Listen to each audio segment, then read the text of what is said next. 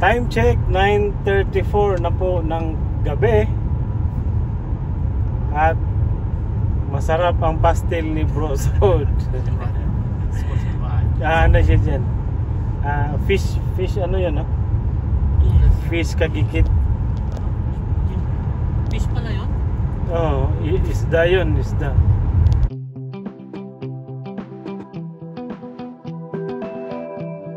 Lasang-lasa ko eh.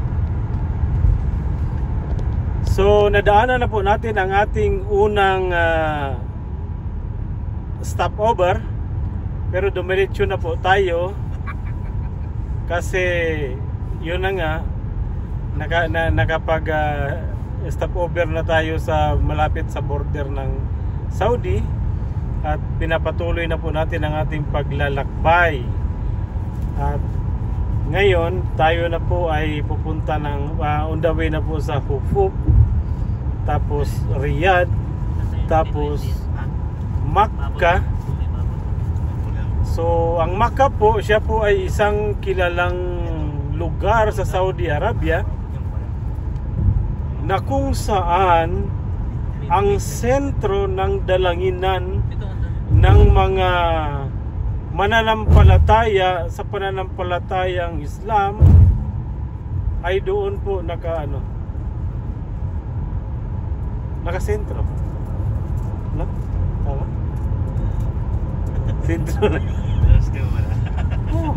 At doon din po isinilang ang ating propeta na si Propeta Muhammad sallallahu alaihi wasallam. Si Propeta Muhammad sallallahu alaihi wasallam po, siya po ay ulila na sa 6 na taong gulang pa lamang.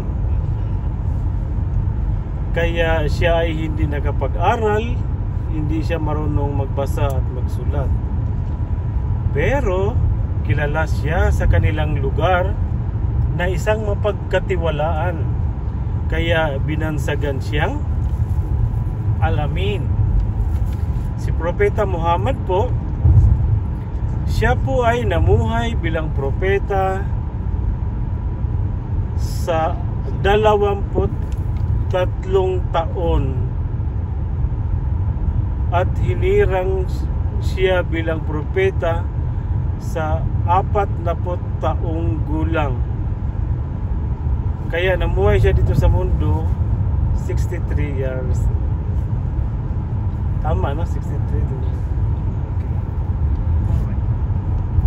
Si Propeta Muhammad po, siya po ay isang pinakamagandang halimbawa sa sangkatauhan.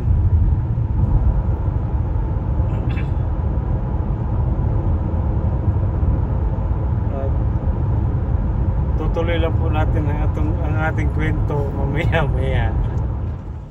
So huminto muna tayo saglit kasi yung sa pangatlong convoy natin magpapalit sila ng driver. At tingnan nyo yung natin guys, yung signal. Nag-signal yung pangalawa na magra-right, so ibig sabihin tapos nag-hazard na. Kaya na kami, tumabi na kami lahat. So yun, patuloy na naman kasi nakapalit na ng driver. Masama-sama po ang kalsada dito sa sa Saudi.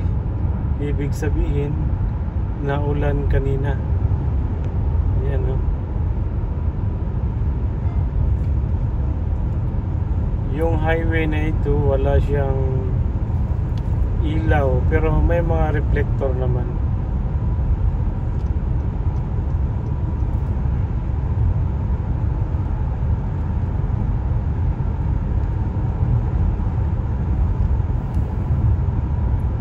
$33 minutes po bago tayo makarating sa una nating station na paghihintuan. Pero sa tingin ko dire-diretso na ito. Dadalawahin na natin ang station kasi naka-stop na tayo sa malapit doon sa ano, pagkalabas ng border. So dalawang station, sa pangalawang station na tayo hihinto ulit.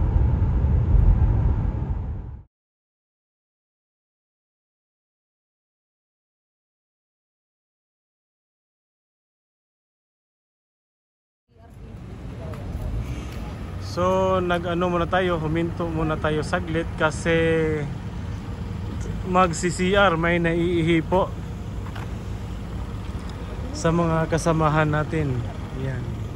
Ito po yung CR nila, main WC. Romance. Pag ginawang para romance romansa. Ito yung pambungad ng Saudi, ha. In 600 meters. At the roundabout, take the third exit on 612. Pipa, no? Olympic pipa, no? Yun, no?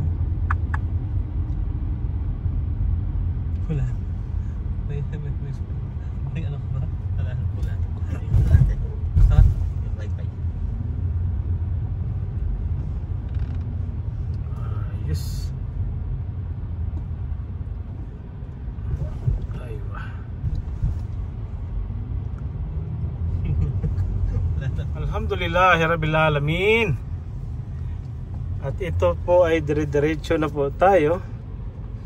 Nakalabas na po tayo ng insurance. At the roundabout, take the first exit on 612. Ayan na. Nasa Kingdom of Saudi Arabia na po tayo, guys.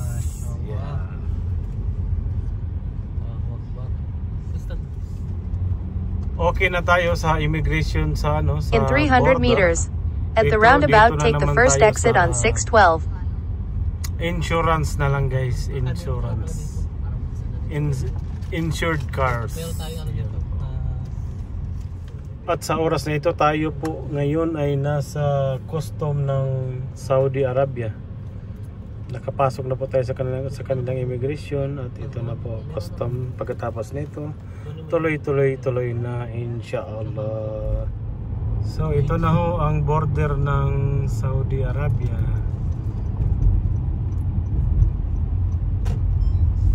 Ihahanda na ho natin ang ating dokumento. Dito yata passport lang ang kailangan. Passport. Handa na natin yung passport. Ayan ho, Al Arabia. Dito na ho, Al Arabia. Uy, dire-diretso lang. Al Arabia na ito. Al Arabia. Scanner,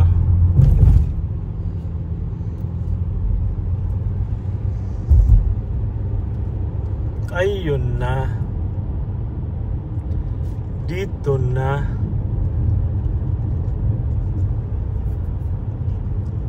Okay. Checking na dito.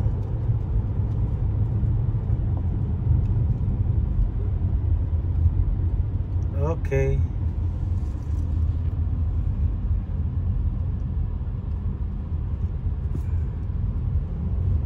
Stay in lane.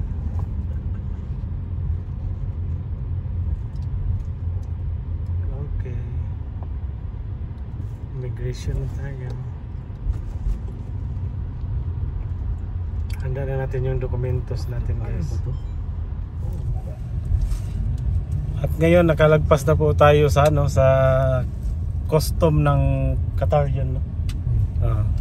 Ngayon na po tayo, on the way na po tayo sa sa border ng Saudi Arabia.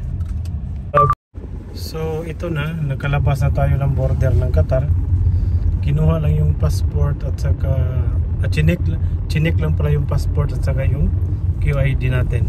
At saka binigyan tayo ng gate pass na may barcode, tapos in-scan, bumukas na yung gate. At saka ngayon na naman tayo, approaching na po tayo sa sa border ng Saudi Arabia.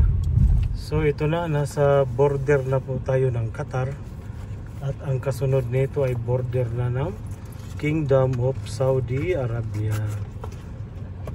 Okay. So ngayon tayo ay magpapacheck muna sa ating mga dokumento. Okay, bye bye.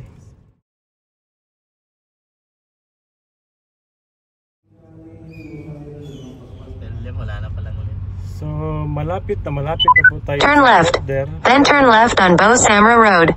Sa ngayon mag-ano muna tayo, magpakarga muna tayo ng Hindi, makakapagsinungaling. petrol. At dito muna tayo magsasala. Yan po. Palapit na po tayo sa border ng Saudi. At sa mga ganitong henerasyon ay medyo buenas ho tayo kasi may masasakyan na ho tayo para sa Umrah or Hajj. Makakarating tayo doon na medyo mabilis-bilis, hindi kagaya sa kapanahunan ng mga propeta na talagang naglalakad pa sila, at yung iba doon na po inaabutan ng kamatayan. Kaya medyo mas ano tayo ngayon, lamang tayo sa kanila county. In 1.5 kilometers. At the roundabout, take the first exit on Bo Samra Road. Ang oras po natin ay alas 6:39 na po ng gabi, at 8 minutes na lang po nasa border na po tayo ng Saudi Arabia. Ayan, nakita na, oh, Kingdom of Saudi Arabia, Bu Samra. Lapit na po. Kasi pagpasok natin wala nang wifi. Mayroon pa rin lagpas kaunti, may ano pa, oh. Lagpas kaunti lang.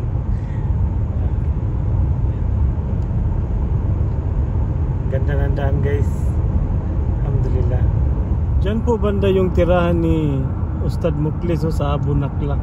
Ang layo, guys. Nabuti ng ano, oras mahigit ang biyahe.